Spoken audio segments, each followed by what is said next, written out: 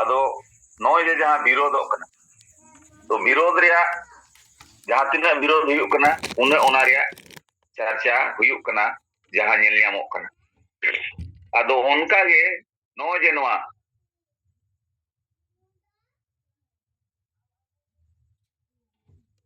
ᱡᱟᱦᱟᱸ ᱦᱟᱺᱰᱤ ᱨᱮᱭᱟᱜ ᱠᱟᱛᱷᱟ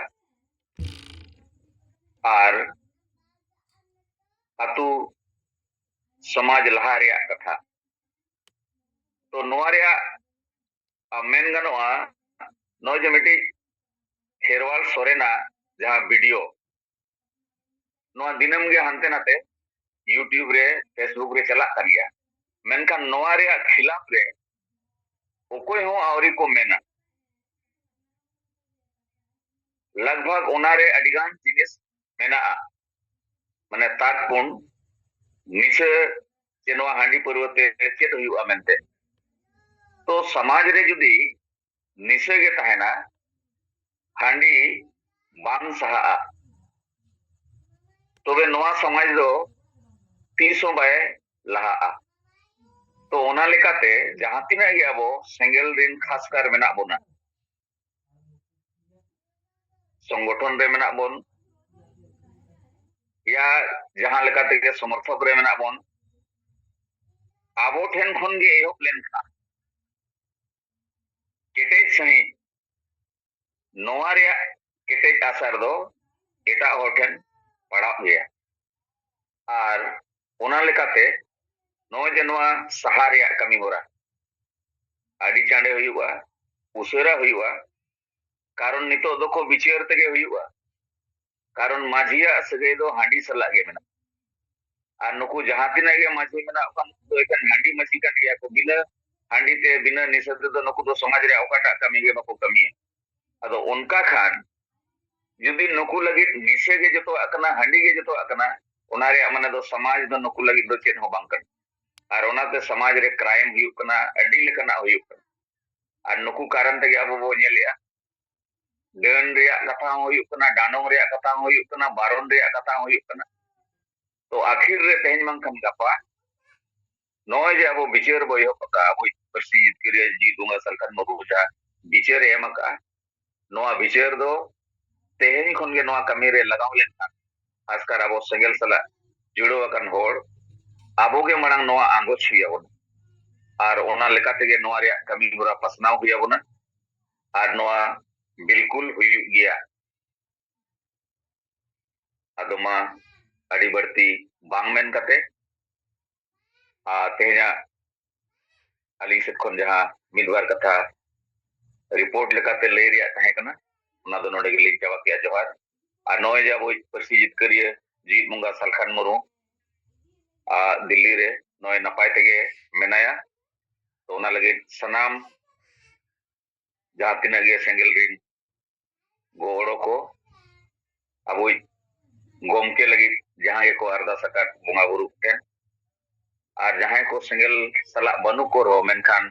अब विचार गोमके सपोर्ट रे जहां तिना गे कथा को विचार को ले अकात गोड़ो को एम अकात उनको सनम को गे बस अडी बुन मनाव सरहाव और जोहार।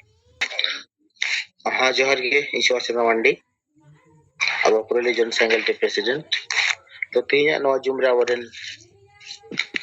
परसी जितकरिया दिसुम गोके आबरेन चेत मोगा मनतन सलखाम गोके सावते आबरेन जहारे लेका मैडम सौमित्रा मुर्मू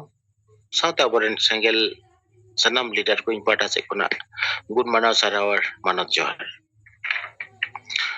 तो इन दो तीन नौ बकराते मी बरकतन ले तबना अपना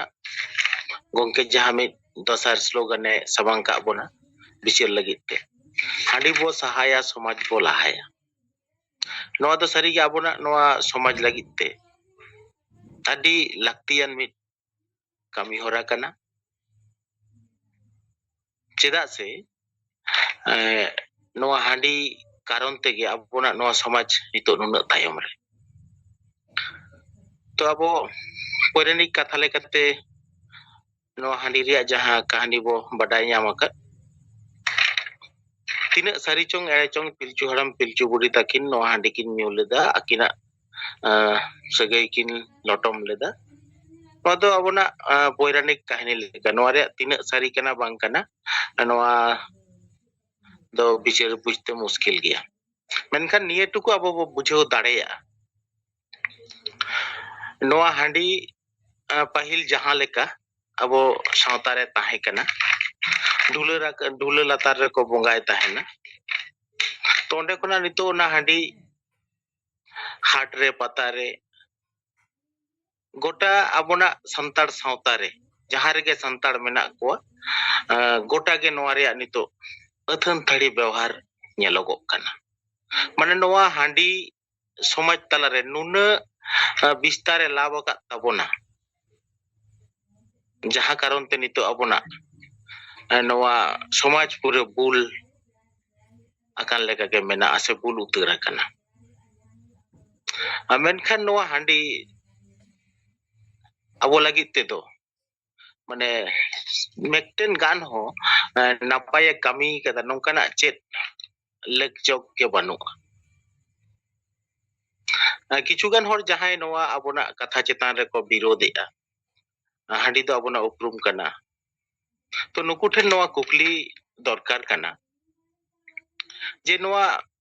पारसी आबोना संताली पारसी आबोना जाना माड़ा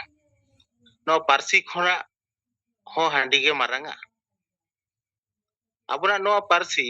नोआ भारत दिसोम रे से आबोना नोआ भारत दिसोम रे संविधान रे अष्टम तफसिल रे सेलेट अकन रे हो एटा पारसी को लेका नोआ रिया मन महत से नोआते आबोना सेचेत रेना कमी होरा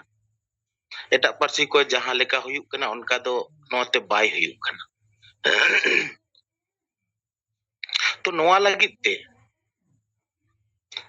नोआ समाज अब सेंगेल अभियान जहां लेका मिद आंदोलन रे मेनाया नो पारसी प्रतिष्ठा लगित ते नो समाज किंतु नो रे बाय गड़ोक कना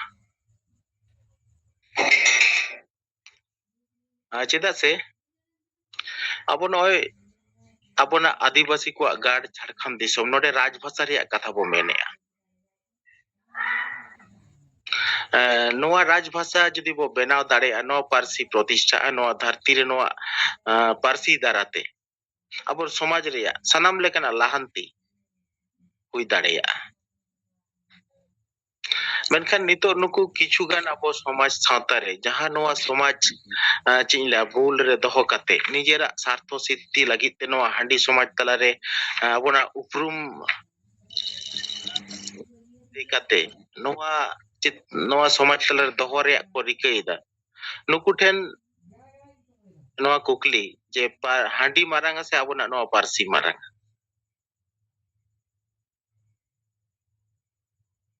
तो सांगे होड़ के नोआ कुकली जदि अब बो सामांग दाड़ेया कोआ सनाम के को लैया बुजान अकिलान होड़ दो हांडी दो बाय मारांगा पारसी के मारांगा और ओना लेकाते नोआ हांडी दो नो पारसी हाराबुरु रेना से पारसी दारा ताबोना समाज सावता लाहा रेना सनाम लेकना जांगी रे नोई हांडी कमी कनाय तो हांडी दो नोआ समाज खन एकालते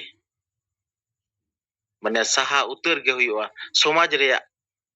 लाय लाक्चर आरी चली लेकाते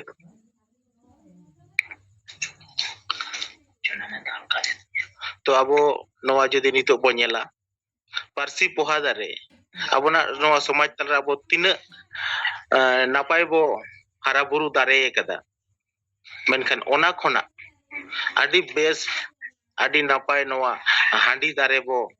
दारे कदा जहां दो अबोना गोटा माने संतार सावताय एकदम में जे इनलिया उमुल रे दोहो काते पुरै माने न्युतत से कुहड़ा न्युतत आहला रे पुरै उनुम आद आकात बोना तो दोसार रे निये गिन मेना गोंके जहां स्लोगान तबो लई का जहां बिचेर तबो लई कदा हांडी बो सहाया समाज बो लहाया नोआ दो एकांत भावते अबो नोआ रिया बाड़ी ते अबोना नोआ माछी बो बदल को आतु बो बंचावा नोंका लेका लगन माछा अबो नोआ रिया बिचेर को ऑल काते नोआ समाज तला रे pasnaw adi ge jarura to niya ko katha men bara kate ge dohate aboren parsi jitkariya disam gongke sawte no jum re jopraw kan sanam ko johar chal kate inya katha node giñ